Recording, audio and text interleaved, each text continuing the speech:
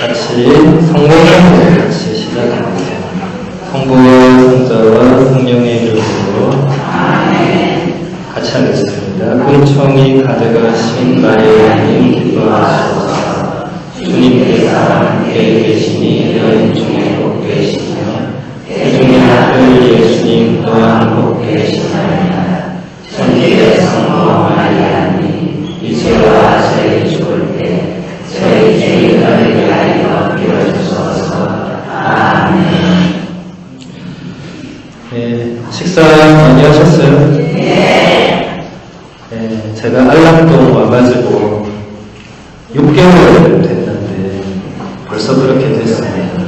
6개월이 됐는데 6개월 전에 청소를 가서 밥을 못 먹었습니다. 그동안 한 번도 밥값을 하지 않았는데 오늘 드디어 걸려가지고 밥값은 해야 되니까 그래서 이렇게 오늘 2교시 수업을 이렇게 맡게 됐습니다.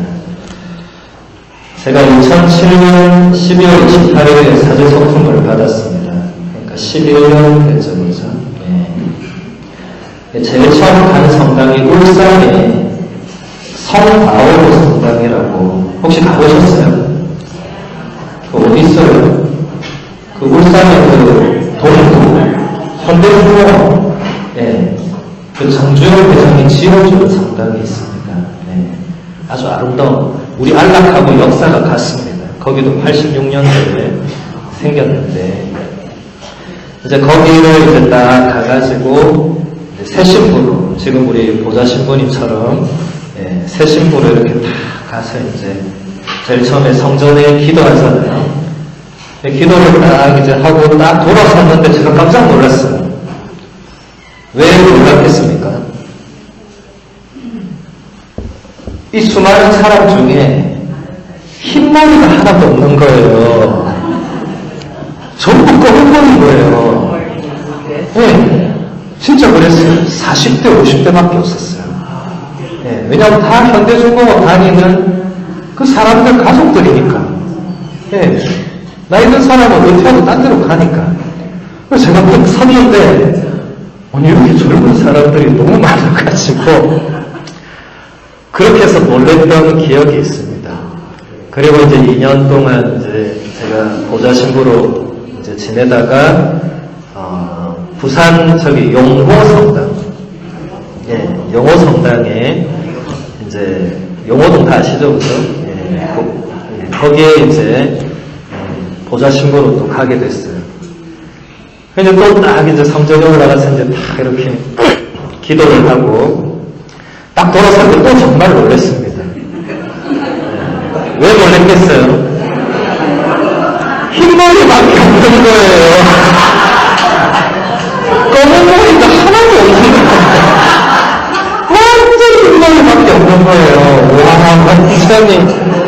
완전 제가 깜짝 놀라가지고 제가 완전 극과 극을 넘나든 겁니다. 그래서 그렇게 해서 1년을 이제 용호동에서 살았습니다. 근데 용호동도 우리 청솔대학처럼 이렇게 어르신 그 대학이 있었어요. 그래서 거기서도 제가 이제 강의를 이렇게 했던 기억이 납니다. 그때는 주로 성경을 가지고 이렇게 이야기를 했는데 우리 본당을 가만 보니까 벌써 성경 봉사자들이 이제 아예 전문 교사로 이렇게 여러분들한테 성경을 많이 이렇게 가르쳐 드리는 것 같아요. 그래서 오늘은 좀 다른 이야기를 해도 되겠다. 성경 이야기는 다 아니까, 그죠? 다른 이야기를. 제가 용호동에서 이제 1년 정도 있다가 이제 로마를 가게 됐는데, 용호동은 아무래도 제가 보좌 신부니까 이제 젊은 교사 청년들하고 이제 자주 만나고 일도 하고 술도 마시고 이제 그랬습니다. 지금 우리 보좌 신부님 하듯이 저도 그때는 그랬어요. 하루는 이제 주일 저녁에 청년들이 미사를 하면 똑같습니다, 여기랑. 주일 저녁에 청년들하고 술을 엄청 먹었어요. 한 새벽 4시, 5시에 먹은 것 같아요. 먹고 이제 거의 잠을 안 자고 새벽 미사를 하고 들어와서 이제 쓰러져서 자고 있는데 전화가 울리는 거예요. 여러분, 월요일은 절대 사제관에 전화하면 안 됩니다. 다른 날은 하셔도 되지만 월요일은 안 됩니다. 왜 안 됩니까? 유일하게 쉬는 날인데 그날 전화 소리만 들려도 짜증이 팍 나거든요. 받지도 않지만. 근데 그때는 술 기운에 막 자고 있는데 이 시간에 전화 올 사람이 없는데 느낌이 이상한 거예요. 겨우 막 일어나가지고 전화기까지 막 기어가가지고, 전화기가 거실에 있어요. 저는 침대에 있고 거의 이렇게 기어갔어요. 막 너무 힘들어가지고 기어가서 전화를 딱 받았는데 갑자기 장신부 이러는 거예요. 그래서 제가 네 이랬다가 손주교다 이러는 거예요. 제가 그 자리에서 이래 있다가 벌떡 놀래가지고 주님 안녕하십니까? 우리 지금 총대리 주교님. 지금 안녕하십니까? 이러니까 그래 이러더니 뭐 내일 교보창으로 오라고 이러는 거예요. 그래서 했는데 전화가 끊으시더라고요. 뭐가 좀 이상하지 않습니까? 뭐 전화를 했으면 뭐 용건을 말하든지 뭐 해야 되는데 내일 교보창으로 오라고 전화가 끊었어요. 저도 알겠습니다라고 전화 끊으니까 같이 끊었어요. 끊고 나서 가만히 생각하니까 이상한 거예요. 왜 갑자기 교구청으로 오라고 하지? 이 생각이 드니까 그때부터 잠이 안 오는 거예요. 밤새 한숨도 못 잤는데 이제 잠깐 1시간 누웠나 이랬는데 전화 받고 그때부터 생각을 했죠. 이제 교구청에 왜 오라고 하는 것일까? 우리 어르신들은 잘 모르시겠지만 주교님이 교구청으로 오라고 하면 보통 이유는 두 가지입니다. 두 가지. 신부가 외국을 가야 되거나 아니면 신부가 뭘 잘못을 했거나 둘 중에 하나예요. 근데 저한테 아무리 생각을 해봐도 제가 외국 갈 케이스가 아니었어요. 그러니까 결국 2번으로 그죠? 내가 뭘 잘못했다. 그때부터는 내가 뭘 잘못했을까 계속 생각을 해봤어. 내가 무엇을 잘못했을까요? 그러니까 술을 많이 먹고 이것도 모르거든요. 내가 하도 남천이 용호랑 가깝습니다. 그래서 용호에서 술을 하도 자주 먹으니까 소문이 남천동까지 퍼져가지고 주경교에 들어가가지고 술도 탑장모라 이 얘기를 하시려고 아마 그러는 것 같다. 그런 결론을 내리고 그때서야 다시 잠을 잤습니다. 그리고 이제 다음날 교구청 갔는데 이제 주교님께서 이제 로마로 유학을 가라고 그렇게 말씀을 하시더라고요. 저는 그때 이미 3년 된 이 보좌 신부니까 주교 제보다 후배 중에 이렇게 훌륭하고 똑똑하고 공부 잘하는 신부들이 굉장히 많습니다. 이렇게 얘기를 했어요.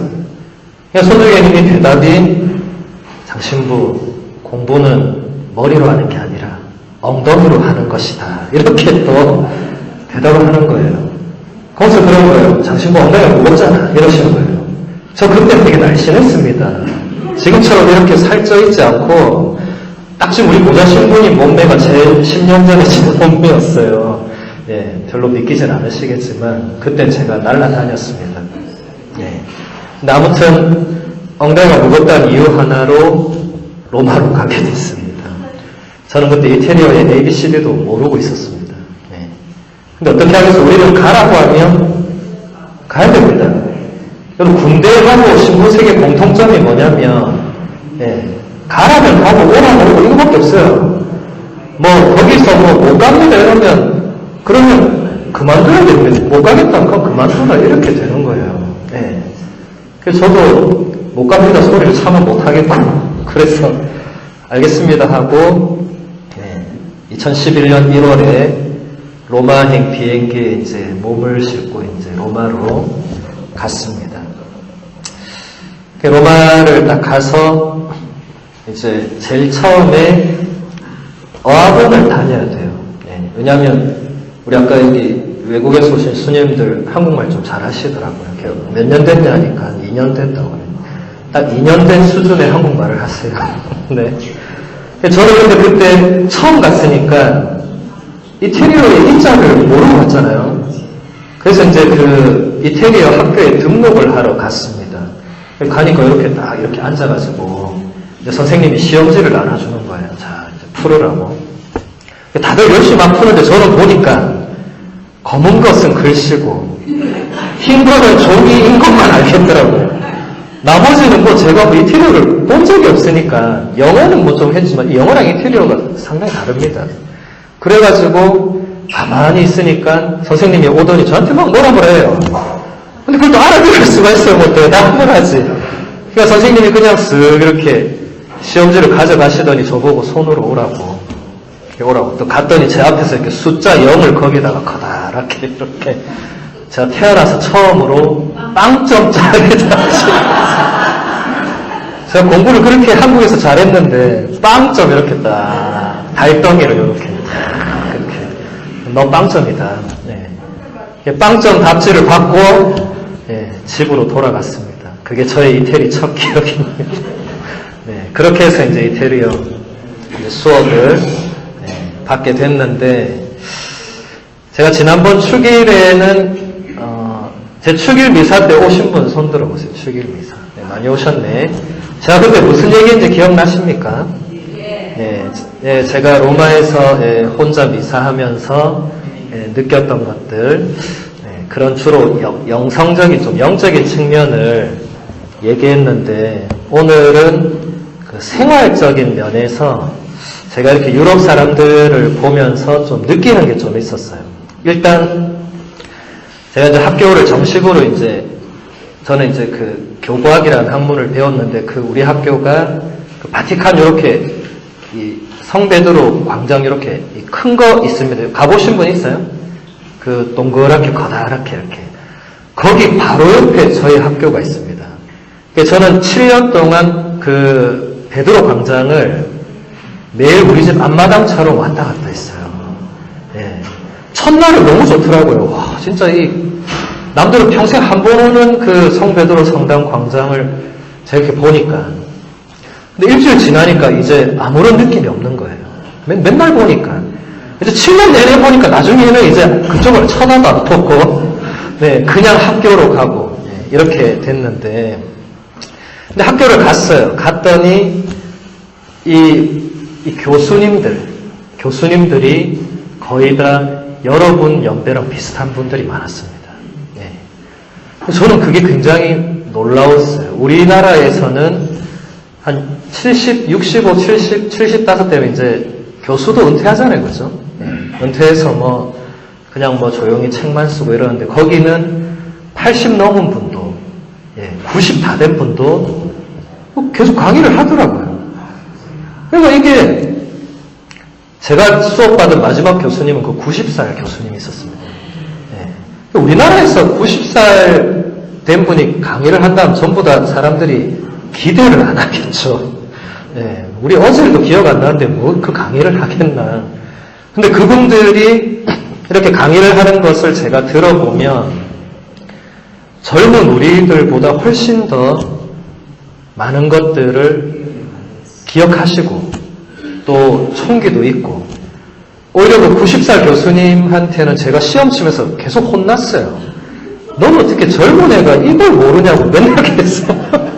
그래서 제가 속으로, 아니 당신은 90년 동안 공부한 거고 나는 지금 3개월 공부해서 지금 당신 앞에 섰는데, 거기는 이 1대1로 이렇게 구두로 시험 칩니다. 계속 물어봐요. 이건 뭐야? 이건 뭐야? 대답 못하면 이제 혼나는 거예요. 너는 젊은 신부가 이걸 모르냐 하면서 막 엄청 그때 진짜 혼났어요. 젊다는 이유만으로 그렇게 혼나긴 처음이었어요. 근데 그분은 다 알고 계시더라고요. 근데 그분을 제가 이렇게 보면서, 얼마 전에 그분이 92인가 3세 나이로 돌아가셨는데, 그 할아버지, 할머니 교수님도 되게 많았습니다. 저는 할머니 교수님들 보고 더 놀란 것은, 우리나라의 그 정도 연배의 할머니들 정도 되면 옷을 보통 요 정도로 다 이렇게 입고 오셔야 돼요. 근데 그 할머니 교수님은 새빨간 원피스를 쫙 달라붙는 완전 미니스커트를 입고 새빨간 구두를 신고 이렇게 강단에 들어오시는데, 제가 입술도 빨갛게 칠하고, 머리도 노랗게 염색하고, 화장도 얼마나 진하게 했는지 마네킹 같이 막. 예, 그분이 83인가 이랬어요. 예. 근데 그분이 또 앉아가지고 이제 막 이 강의를 하면 완전 목소리가 저렁저렁 하고 막, 그 다음 주는 또 노란색 원피스를 꽉 끼는 걸 입고 오고, 예, 몸매에 자신이 있으셨던 것 같아요. 예. 근데 제가 거기서 느낀 것은 외국에는 그 어르신들이 연세가 아무리 드셔도 본인이 하고 싶은 걸 한다는 겁니다. 예. 본인이 입고 싶은 옷을 입고 본인이 하고 싶은 거 하고 또 중요한 건 남들이 거기에 대해서 별 말을 안 해요. 만약 우리나라에서 여기서 지금 80살 할머니가 빨간색 원피스 달라붙는 미니스커트에 빨간 옷 입고 딱 서면 여러분 눈빛이 어떻게 되겠습니까? 아이고 저 할머니 저 나이에 저런 거 입고 막 안 그러겠어요? 예. 그러면서 나도 집에 묻어놨, 장롱에 넣어놨던 거 한번 살 이렇게. 예. 근데 그분들은 그런 게 없습니다. 예. 진짜 자유롭고 하고 싶은 대로 입고 싶은 대로 이런 모습을 보면서 저게 진정한 어떤 인생을 이렇게 정말 연세가 되셨지만 인생을 저렇게 즐겁게 사는 거 아닌가. 예. 멋지게 사는 그런 느낌 있죠. 그런 게 많이 들었습니다. 그렇게 공원이나 이런데 휴가지 이런데 가면 우리나라는 휴가지에 이렇게 나이 드신 분들이 거의 없죠, 그죠? 예, 젊은 사람들, 애들 있는 젊은 엄마 아빠들이 휴가지를 가득 메우고 있습니다. 근데 유럽은 가면 휴가지에 어르신들도 되게 많고, 예, 어른 부부도 되게 많고, 예, 되게 많아요. 근데 그런 모습들이 보면은 우리나라는 남녀 7세 부동석, 그죠? 네. 그래서 여러분 진짜 뭐 손도 안 잡고 시집 와가지고 손도 안 잡고 지금까지 사시는 분들도 많으시겠죠. 근데 유럽은 그런 게 전혀 없습니다. 남녀 7세 부동석도 없고 남녀를 그렇게 구분하지도 않아요. 나이 드신 노부부가 항상 보면 손을 꼭 잡고 걷습니다. 네. 근데 그 모습이 저는 우리나라에서 나이 드신 분들이 손잡고 가는 거 저는 한 번도 못 봤거든요. 항상 멀리서 뒤따라가는 거 봤어요. 항상 앞에 영감이 먼저 가고 할머니는 뒤에서 이렇게 따라가고 이런 거 많이 봤는데 거기는 꼭 이렇게 손을 꼭 잡고 갑니다. 네. 아니 팔짱을 꼭 끼고 가든지 우리나라는 그러면 불륜으로 의심하죠. 그렇죠? 거기에는 그렇지 않습니다.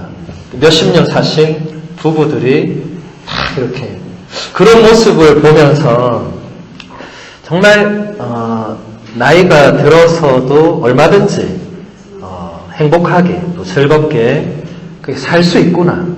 근데 그 비결이 무엇일까? 저는 그게 또 궁금해졌어요. 비결이 뭘까? 그래서 그분들을 유심히 관찰하기 시작했습니다. 저분들이 무엇이 비결일까? 근데 일단 첫 번째로 그분들의 공통점은 책을 많이 읽습니다. 책을. 예. 유럽 사람들은 책이나 신문을 굉장히 꼼꼼하게 읽습니다. 예. 우리나라 사람들은 책 대신 뭘 많이 보죠? 예, 텔레비를 하루 종일 틀어놓죠. 예. 안 봐도 틀어놓죠. 잘 때도 틀어놓죠. 24시간 TV는 뭐라고 막 나와서 난리를 치고 있죠. 그렇죠? 근데 유럽은 어느 집에 가도 TV를 켜놓은 집이 없습니다. 예. 그러니까 할아버지, 할머니들이 공원이나 이런 데 가서도 신문이나 책을 보는 모습이 굉장히 아름다운 모습이에요. 예. 우리나라 할머니들 그래요. 신부님, 저는 이제 눈이 가가지고 글자가 안 보인다고. 그럼 뭐 유럽 할머니들은 눈이 뭐 슈퍼 눈이에요. 뭐 다 보여, 안 그래요. 안경을 다 가지고 다닙니다. 안경을 한 2개 정도, 하나는 돋보기, 하나는 뭐 초점 맞춘 거 이런 거에서 돋보기 끼고 이렇게 보다가 이게 또 뭐 안 보이면 요거 넣고 이제 요거 끼고. 근데 그런 모습이 아주 멋진 모습이었어요. 예. 그러니까 어쨌든 나는 계속 생각을 한다. 나는 계속. 그리고 그분들하고 공원에 있는 할머니, 우리나라 제가 공원에 앉아있는 할머니들하고 얘기를 해본 적이 없어서 잘 모르겠는데 제가 이태리 초창기에는 이태리어를 배우기 위해서 공원에 있는 할머니한테 많이 갔습니다. 왜냐면 할머니들한테 가면 할머니들이 쉬지 않고 뭘 말하거든요. 그런데 그게 제가 처음에 못 알아들은 것도 있지만 점점 알아들으면서 느낀 거는 할머니들의 수준이 매우 높다는 것이었습니다. 예. 무슨 드라마 얘기 뭐 이런 얘기가 아니고 진짜 본인이 어떤 상황에 대해서 나는 이렇게 생각한다 이런 얘기를 계속 하시는 거예요. 예. 그래서 저한테 묻는 거예요. 너는 어떻게 생각하냐? 유럽 사람은 꼭 그걸 묻습니다. 너는 어떻게 생각하냐? 네. 우리나라 사람들은 내 생각도 별로 안 하지만 네 생각을 별로 중요하게 생각 안 하죠, 그죠? 예, 그냥 될 대로 되라, 뭐, 혹은 뭐 이런 게 많은데, 유럽 사람들은 철저하게 내 생각을 말하면 네 생각도 반드시 들어야 돼. 예. 그러면서 다시 거기에 대해서 내 생각을 또 말하고, 그게 대화입니다, 대화. 근데 우리나라 사람들은 여러분 그 집에는 영감님하고 대화하려고 하면 그렇게 말하면 어떻게 말하죠? 밥이나 먹자 이렇게 되겠죠, 그렇죠? 네. 별로 우리나라는 대화라는 게 사실은 잘 안 되는 민족 중에 하나인 것 같아요. 저는 그 중에 큰 이유가 텔레비전도 상당히 영향을 준다고 생각합니다. 왜냐하면 밥 먹을 때 여러분 TV 틀어놓으면 시선이 어디로 갑니까? 밥 먹을 때 TV로 가잖아요, 그죠? 요래 영감님하고 마주 보고 앉아도 이렇게 해서 밥을 먹어요. 그럼 이 사람하고 나하고 말할 게 없어. 저기 있는 저거랑 계속 이제 밥 먹으면서 아이고 근데 말은 합니다. 아이고 고기 맛있네. 뭐 이렇게 말은 하는데 계속 시선은 저쪽에 TV로 막 고기 맛있다고 아이고 저 할머니가 없어서 저러면 안 되는데 또 막 이러면서 그죠? 네. 유럽 사람들은 밥 먹을 때 절대로 TV를 켜지 않습니다. 예. 항상 상대방의 눈을 보면서 이제 대화를 합니다. 예. 그러니까 내가 어느 정도 말하면 반드시 너의 생각을 묻습니다. 저는 이게 처음에 너무 싫었어요. 나는 좀 말 안 해도 되는데 이 TV도 지금 힘들어 죽겠는데 자꾸 저한테 네 생각을 어떠냐니까 한글로는 제 생각이 많죠. 이걸 이태리어로 말하려니까 막 밥이 얹히는 거예요. 막 밥 먹다가 네 생각은 어때요? 막 또 숟가락 이러고 거기 숟가락이 없죠. 포크를 놓고 이제 열심히 제가 막 이렇게 떠듬떠듬. 네. 근데 놀라운 거는 제가 그렇게 떠듬떠듬 말하면 안 먹고 또 듣고 있습니다, 사람들이. 네. 그때는 밥 안 먹어요. 네. 우리나라 사람은 얘가 막 떠들어도 나는 계속 먹잖아요. 일단 배가 고프니까 일단 먹어야지. 말해 나 듣고 있어. 하지만 먹고 있지 듣고 있는 거 아니잖아요, 그죠? 네. 먹는 거랑 듣는 거는 다른 겁니다. 네. 그러니까 우리가 그런 모습들에서 이제 제가 느끼는 거는 일단 우리나라 사람들이 TV 보는 시간을 줄여야 되겠다. 네. 제가 한국에 와서 제일 놀란 게 한국 사람들이 TV를 너무 많이 보는 겁니다. 예. 저는 TV를 지금 끊은 지 딱 20년 됐거든요. 예. 그런데도 시간이 맨날 모자라요. 전 하루에 TV를 한 번도 안 봅니다. TV가 없습니다. 근데도 시간이 모자라요. 기도해야죠. 미사해야지. 강론 준비해야죠. 또 공부해야지. 운동해야지. 밥 먹어야지. 뭐 사람 만나야지. 이렇게 강의 있으면 강의해야지. 24시간이 모자라요. 항상. 예. 근데 저는 그 시간에 TV를 보면 나머지 시간에 해야 될 거를 어떻게 다 하는지 저는 도저히 이해할 수 없습니다. 20년을 TV를 안 봤기 때문에. 네. 근데 유럽 사람들도 보면은 TV는 꼭 봐야 될 거. 뭐, 진짜 중요한 뭐, 예를 들어 뭐, 그런 거 있으면 그거는 틀어서 봅니다. 예. 뭐, 예를 들어 유럽 사람들은 축구를 무지 좋아해요. 그냥 좋아하는 게 아니라 광적으로 좋아해요. 여러분, 광이 뭐죠? 미칠 광자죠. 미쳐 있어요.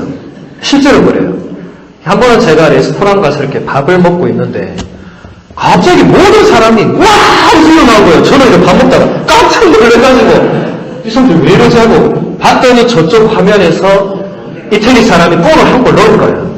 저는 이 TV를 안 보니까 밥만 먹고 있었는데 전부 다 열광을 하면서 이제 밥이 중요한 게 아니에요.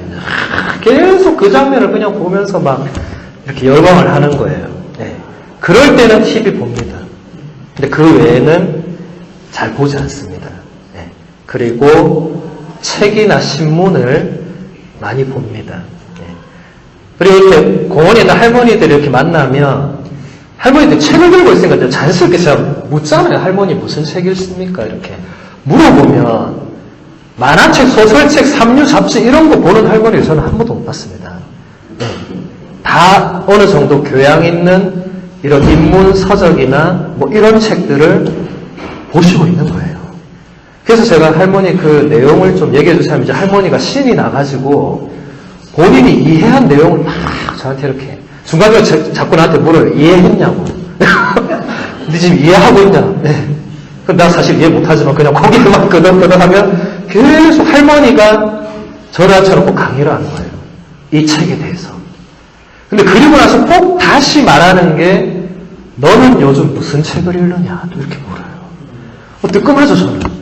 저는 그때는 한다고 책을 보고 자시고 할 때가 그럼 저는 이제 옛날에 읽었던 책을 얘기해요. 저는 예전에 뭐 예를 들어 천국의 열쇠를 읽었다 뭐 이렇게 하면 천국의 열쇠 나도 그 한 50년 전에 읽었다고. 네. 그러면서 딱 그래서 또 물어요. 너는 그 책에서 무엇이 가장 좋았느냐? 그래서 저 미치는 거예요. 막 기억을 더듬어야지. 천국의 열쇠 내가 읽긴 읽었는데 그 내용이 뭐더라? 또 가만히 기억이 나요. 막 이 어릴 때 어느 신부가 되고 싶어하는 이 치시엄이라는 친구하고 안셀모라는 친구 막 또 기억이 나더라고요. 그래서 제가 막 그걸 떠듬떠듬 치시엄과 안셀모 하니까 할머니도 막 본인도 이제 기억이 나니까 그래. 그래서 결국은 안셀모는 주교가 되고 치시엄은 신부가 됐는데 치시엄이야말로 진짜 천국의 열쇠를 대화가 되는 거예요. 할머니하고 공원에 앉아있는 그 90살 할머니들하고 대화가 되는 거예요. 예. 제가 이 캐리어를 조금만 더 잘했으면 훨씬 더 잘했을 건데 근데 중요한 것은 저는 그때 느낀 것이 우리가 아무리 나이가 들어도 죽을 때까지 뭔가를 의미 있는 뭔가를 할 수 있고 배울 수 있고 책도 읽을 수 있고 생각도 할 수 있고 다 할 수 있다라는 겁니다. 전 예전에 우리 용호동이나 어르신들 보면서 이제 어느 정도 연세가 되면 이제 다 내려놓고 이제 아무것도 안 하고 하느님을 맞이할 그런 준비를 해야겠다 이렇게 생각했는데 갔다 오니까 아직 다 살아 계시더라고요. 7년이 지났는데 하느님 맞이할 준비를 하면 아직도 발팔한 분들 많아요. 그러니까 이게 제가 유럽 가서 본 게 맞는 거예요.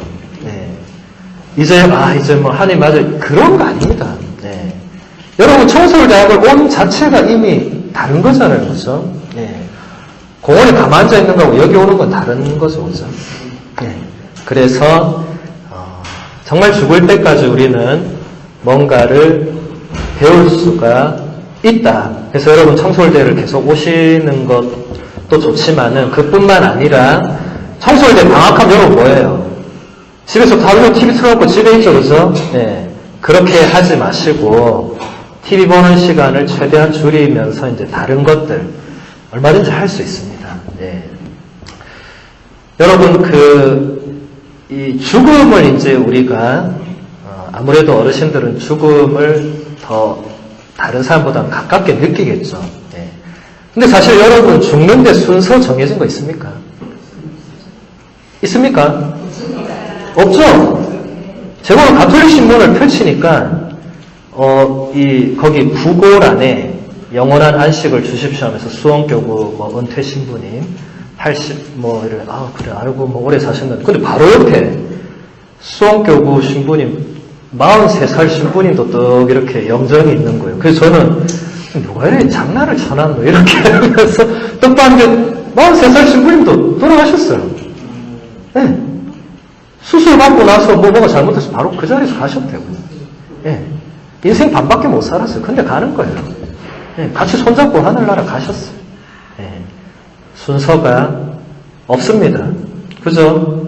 네. 근데 아무래도 여기 계신 우리 어르신들은 이제 갈 준비도 어느 정도는 다 하시겠죠. 젊은 사람들은 오늘 죽는데도 준비 안 하고 죽을 겁니다. 아마. 네. 그런데 사실 죽음에는 순서가 없기 때문에 저는 항상 자기 전에 내가 죽으면 하나님 앞에 가서 무슨 말을 할 수 있나 이걸 한번 생각해 봅니다. 네. 왜냐하면 여러분 자다가 죽을 수 있잖아요. 네. 자다가 죽으면 어떻게 됩니까? 그냥 아무에게도 폐악 끼치고 하늘로 그냥 가는 거잖아요. 네. 근데 그것도 젊은 사람, 뭐 나이 든 사람 할 거 없이 자다가 죽을 수 있습니다. 하느님께서 우리한테 숨을 불어넣어 주셨잖아요. 그래서 인간이 생명체가 되었다고 창세기에 그 2장 6절 7절에 나오죠. 그죠? 근데 하느님께서 숨을 다시 거두어 가시면 죽잖아요. 예. 그러면 하나님 앞에 서야 됩니다. 그러면 여러분 그때 무슨 말을 할지 준비해 두신 분 있습니까? 딱 섰을 때. 예. 준비가 안 되겠죠. 그죠? 예. 저는 몇 번씩 그걸 상상을 해본 적이 많아요. 내가 이제 오늘 죽으면 이렇게 가면 이제 맨 처음에 베드로가 서 있습니다. 이렇게 베드로 악수하고 베드로가 천국에 문지기니까 자 들어가라. 딱 들어가면은 이제 예수님이 딱 있어요. 네. 그럼 딱 가서 이제 섭니다. 딱 서면은 예수님이 저를 딱 이렇게 보고 있어요. 저는 그분을 못 보겠더라고요. 이렇게 눈을 못 마주치겠더라고요. 그래서 저는 이러고 있는데 그분이 아무 말을 안 하더라고요. 뭐 말을 해야 나도 말을 할 건데 말을 안 해. 그럼 제가 말해야 되잖아요. 저도 근데 할 말이 없어요. 저도 할 말이 없더라고요. 네. 근데 할 말은 없지만 또 지나온 삶을 자연스럽게 돌아보게 되더라고요. 제가 오래 살지는 않았지만 태어나서 그 순간까지 그냥 기억나는 것들을 그냥 떠오르더라고요, 이렇게. 네. 근데 이렇게 떠오르니까 그냥 눈물이 나더라고요. 계속 울었어요. 네. 근데 저분은 계속 말없이 기다리고 있어요. 네. 근데 울다가 이제 끝까지 다 오니까 이제 눈물도 안 나더라고요. 네. 근데 딱 그게 끝나고 나니까 예수님께서 그냥 수고했다 이렇게 네. 한마디를 하시더라고요.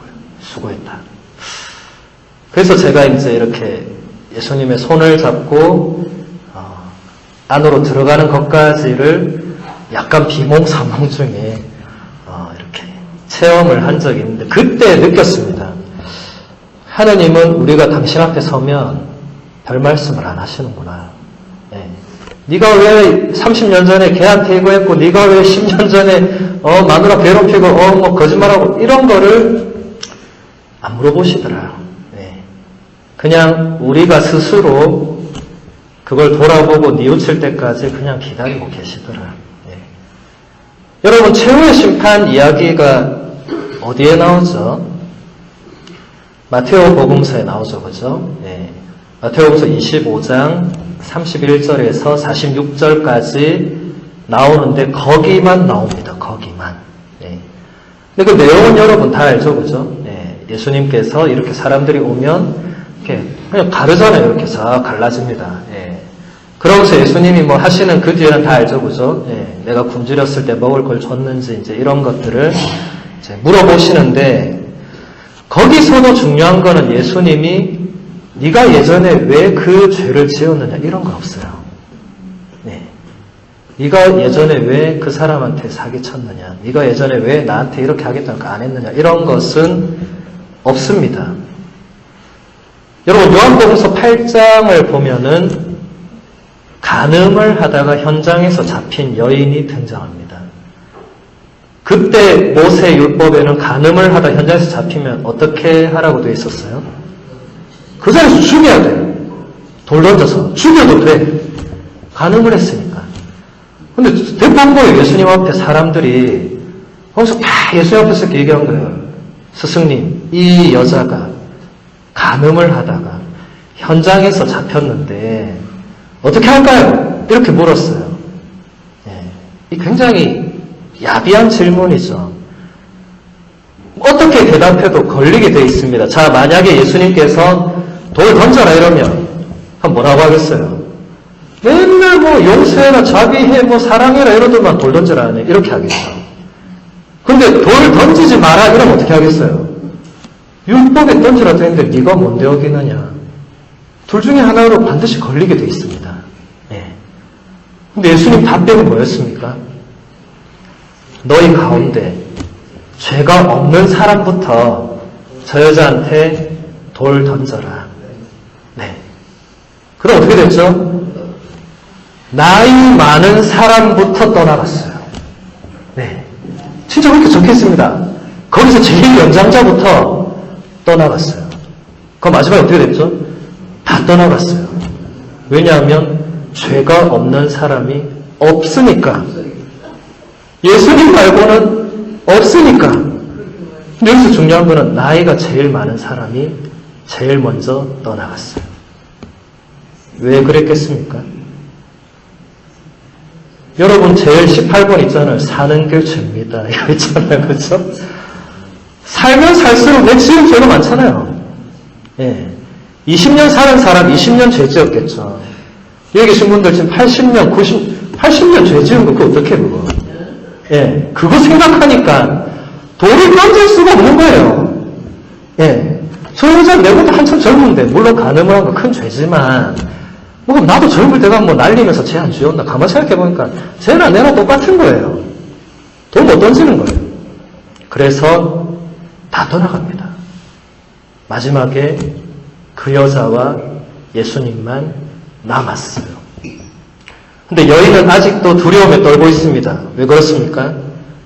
예수님이 돌 던질 수 있잖아요. 그리고 예수님은 돌 던져도 되잖아요.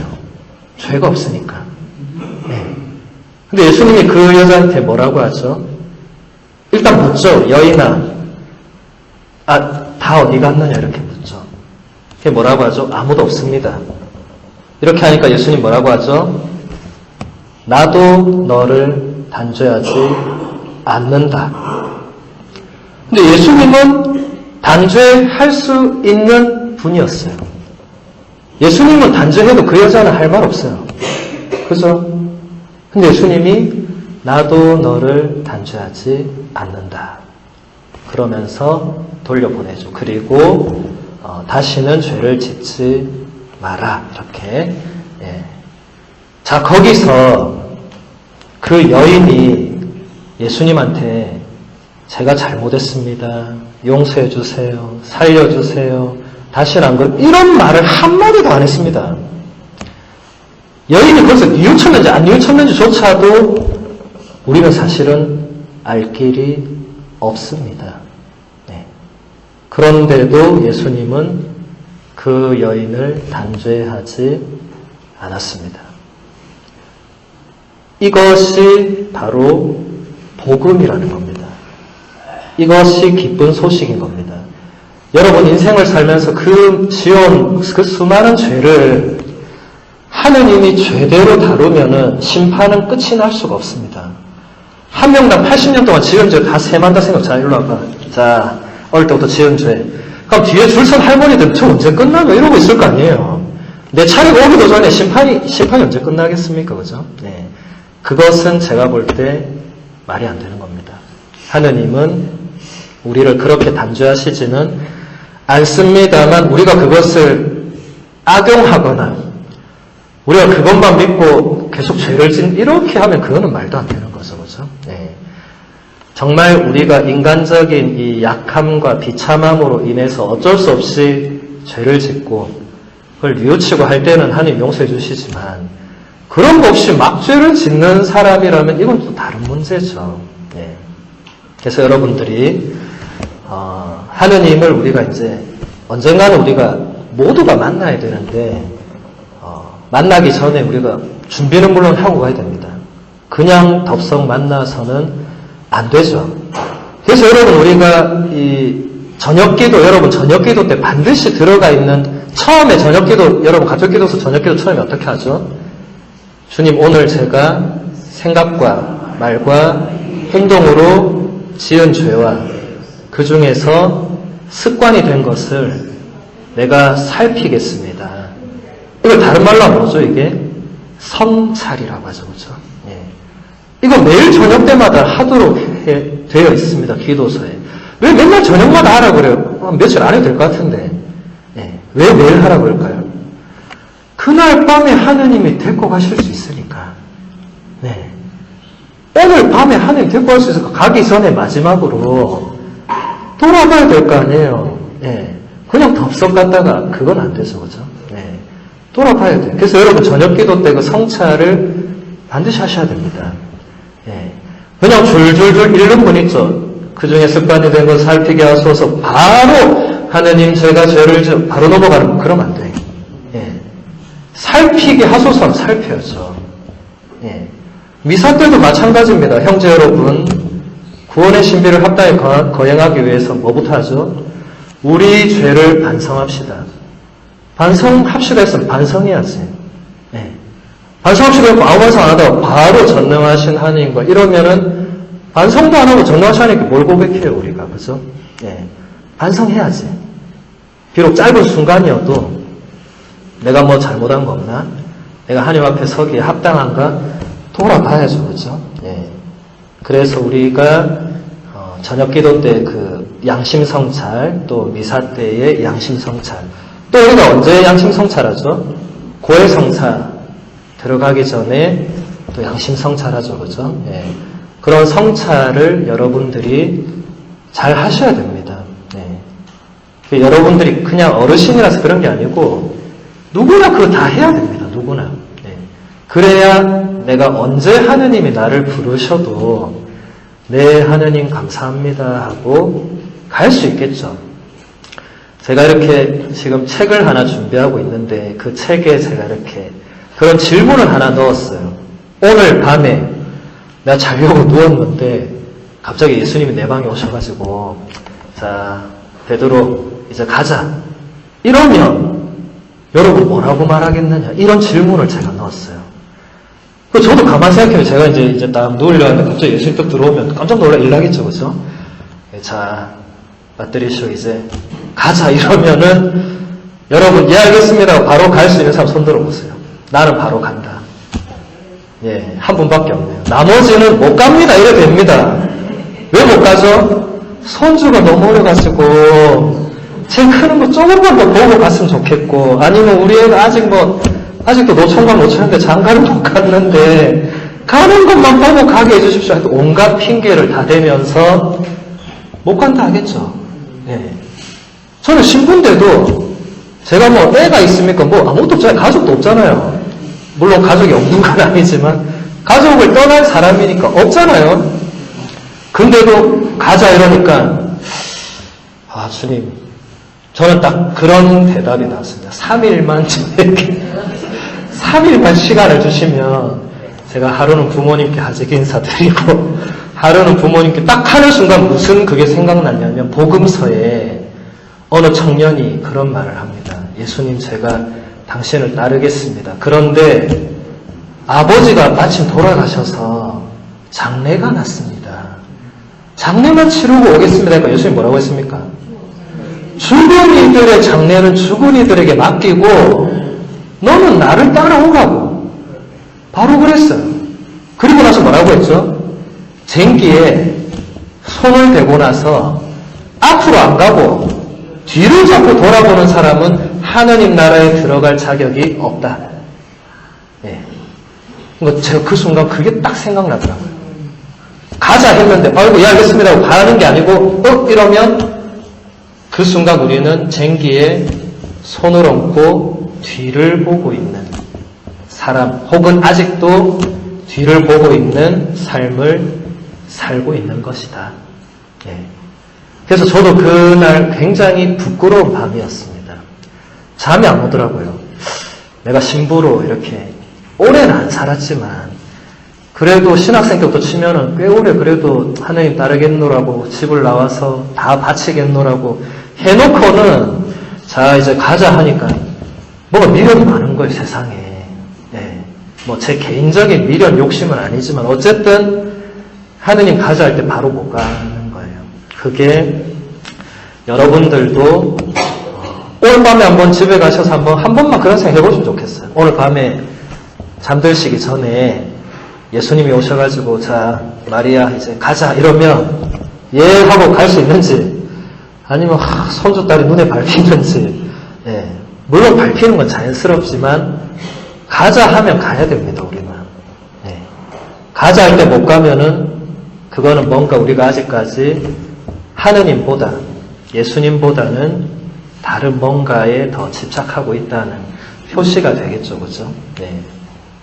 그래서 뭐 별 얘기도 안 했는데 시간이 벌써 다 됐네요. 그래서 네, 여러분들에게 제가 아까 책을 많이 읽자, 그래서 제가 책을 하나 소개하려고 들고 왔습니다. 네. 보입니까? 안 보이죠? 제가 읽어드리겠습니다. 책 제목은 주름을 지우지 마라. 예, 보톡스 맞고 이런 짓 하지 마라. 화장 그렇게 진하게 하지 마라. 예, 그 밑에 뭐라 되어 있냐면 당신도 행복하게 나이가 들 수가 있다. 예, 책 지은 사람은 이재민 신부님입니다. 여러분 벌써 들어봤죠? 안 들어봤습니까? 지난달에 오셨잖아요, 우리 성당에. 그때 다들, 특강을 안 오셨구나. 우리 사순 특강 지난달에 마지막 강의가 이재민 신부님이 부활의 삶을 살기 위하여. 예. 저 마산 명례성지에서 여기까지 오셔가지고 1시간 동안 아주 좋은 강의를 많이 해주셨죠, 그죠? 이재민 신부님이 2013년도에, 주름을 지우지 마라. 당신도 행복하게 나이 들 수 있다 하는 책을 바오로 딸에서 이렇게 써내셨습니다. 그래서 제가 한 부분만 읽어드리겠습니다. 나중에 봉사자들은 제가 빌려드리겠습니다. 네. 한 부분만 읽어드리겠습니다. 나머지는 여러분들이 사서 읽으시면 되겠습니다. 주름을 지우지 마라라는 또 소제목이 있어요. 제가 한번 좀 책을 그대로 읽어드릴 테니까 한번 들어보시기 바랍니다. 주름을 지우지 마라. 노인이 자식들로부터 가장 받고 싶은 선물이 무엇인지 묻는 설문조사에서 현금이 1위를 차지했다고 한다. 좋은 옷이나 팔도 유람, 자식들의 행복 등이 앞자리를 차지할 줄 알았는데 의외였다. 어느새 돈이 있어야 건강하고 품위 있게 노년을 보낼 수 있다는 사고가 우리의 의식을 지배하는 것 같다. 내가 머리를 써서 내 능력과 내 노력으로 얻은 것 같은 재물과 명예와 권력은 물론이고 내 인생에 필연적으로 일어나는 생로병사와 희노애락이 모두 하느님이 주신 선물이다.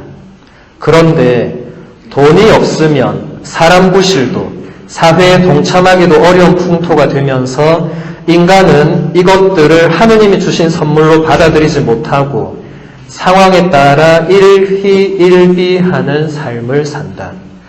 선물을 욕심으로 대할 때의 결과는 추함이다. 그 추한 마음을 예수님은 장터에 앉아서 우리가 피리를 불어도 너희는 춤추지 않고 우리가 곡을 하여도 너희는 가슴을 치지 않았다 하고 말하는 아이들에 비유하신다. 욕망을 없애고 마음을 비울 때 인간은 더 이상 자기를 과시하지 않고 제 주장만 옳다고 고집하지 않으며 자기 자랑을 일삼지 않고 세상의 모든 창조물을 통해서 낙원의 행복을 누릴 것이다. 평온한 얼굴을 갖기 위해서는 비운 마음에 도달해야 한다.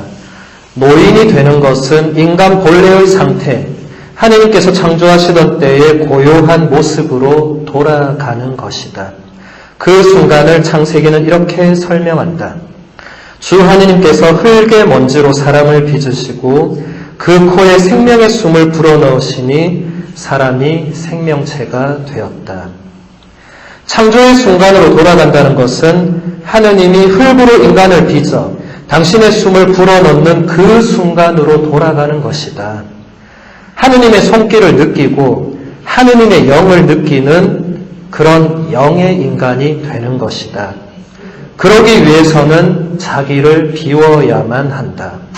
돈을 좋아하고 물질에 휘둘리게 된 인간은 모든 생명이 하느님 원천에서 와서 이 원천으로 돌아간다는 사실을 외면하려 한다. 그런가 하면 영원한 생명을 온갖 욕심과 집착으로 채우려고 한다. 영원한 삶을 살기 위해서 인간은 욕망을 비우고 나이를 비우고 생사에 대한 애착을 비워야만 한다. 다 비워서 맑고 밝은 마음이 되면 더 이상 두려워할 것도 안타까워할 것도 없는 자유로운 경지에 이르게 될 것이다. 노인들은 주름진 얼굴로 인생의 후배들에게 집착은 욕심을 부추기고 욕심은 이기주의와 배금주의에 물들게 하며 그런 삶은 인간을 파멸로 이끌 뿐이라는 것을 느끼도록 해 주어야만 한다. 오로지 재물을 모으고 높은 자리에 오르고 힘을 가지는 것만을 인생의 성공이라 여기며 자랑하는 것이 얼마나 어리석은 일인지 자기의 주름진 얼굴과 굽은 몸으로 보여주어야 한다. 나이를 먹는 것과 욕심으로 재물을 쌓는 것은 서로 반비례해야 한다. 노인들은 자기의 주름진 얼굴에서 젊은이들이 그들의 미래 얼굴을 보는 지혜를 얻도록 해 주어야 한다.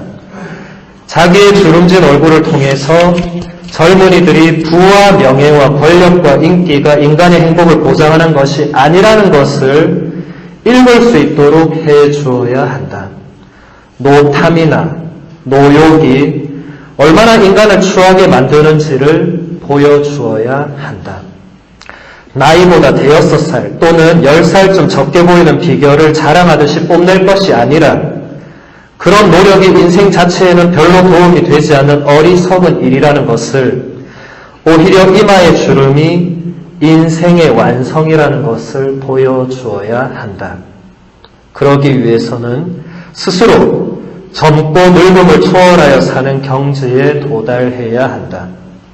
다시 한번 코엘렛에서 인생을 배운다.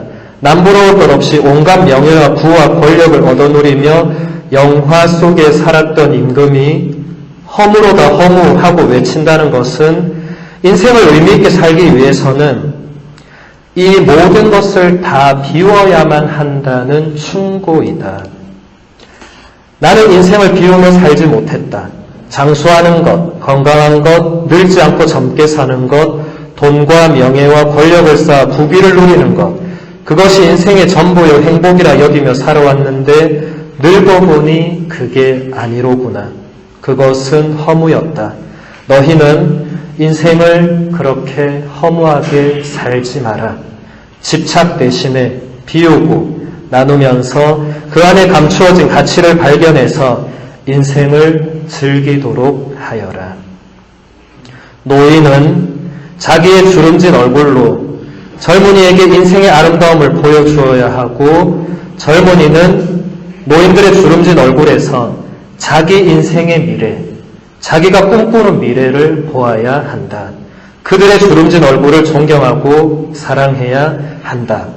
나이가 들수록 자신의 얼굴이 빛이 나도록 닦아야 한다. 주름을 지우지 마라. 얼굴을 맑게 하라. 마음을 맑게 하라. 마음을 비워라. 이것이 이재민 신부님께서 여러분들에게 들려주시는 지혜로운 말씀입니다. 나머지 부분은 여러분들이 꼭 책을 사서 읽어보시면 좋겠습니다. 제 책은 아니지만 이재민 신부의 책은 아주 좋은 책들이 많습니다. 오늘 이것으로 짧은 강의를 마치도록 하겠습니다.